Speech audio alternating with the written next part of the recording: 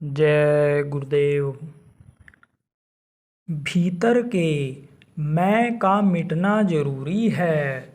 सुकरात समुद्र तट पर टहल रहे थे। उनकी नज़र तट पर खड़े एक रोते बच्चे पर पड़ी। वो उसके पास गए और प्यार से बच्चे के सिर पर हाथ फेरकर पूछा, तुम क्यों रो रहे हो? लड़के ने कहा, ये जो मेरे हाथ में प्याला है, मैं उसमें इस समुद्र को भरना चाहता हूँ, पर यह मेरे प्याले में नहीं, पर यह मेरे प्याले में समाता ही नहीं।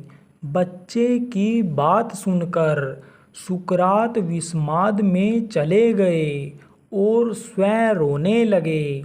अब पूछने की बारी बच्चे की थी। बच्चा कहने लगा, आप भी मेरी तरह रोने लगे, पर आपका प्याला कहाँ है? सुकरात ने जवाब दिया, बालक, तुम छोटे से प्याले में समुद्र भरना चाहते हो और मैं अपनी छोटी सी बुद्धि में सारे संसार की जानकारी भरना चाहता हूँ। आज तुमने सिखा दिया कि समुद्र प्याले में नहीं समा सकता है। मैं व्यर्थ ही बेचैन रहा।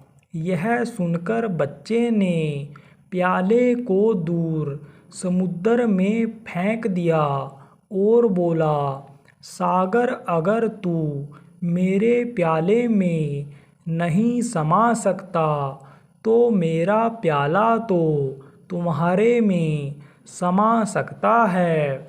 इतना सुनना था कि सुकरात बच्चे के पैरों में गिर पड़े और बोले, बहुत कीमती सूत्र हाथ में लगा है।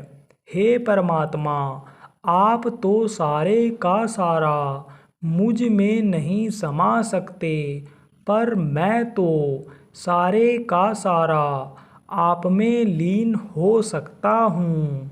ईश्वर की खोज में भटकते सुकरात को ज्ञान देना था, तो भगवान उस बालक में समा गए।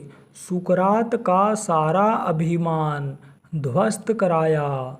जिस सुकरात से मिलने के सम्राट समय लेते थे, वह सुकरात एक बच्चे के चरणों में लौट गए थे।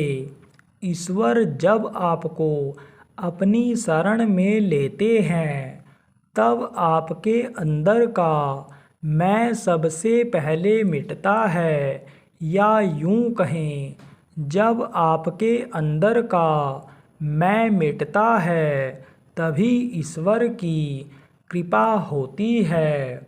जय गुरुदेव।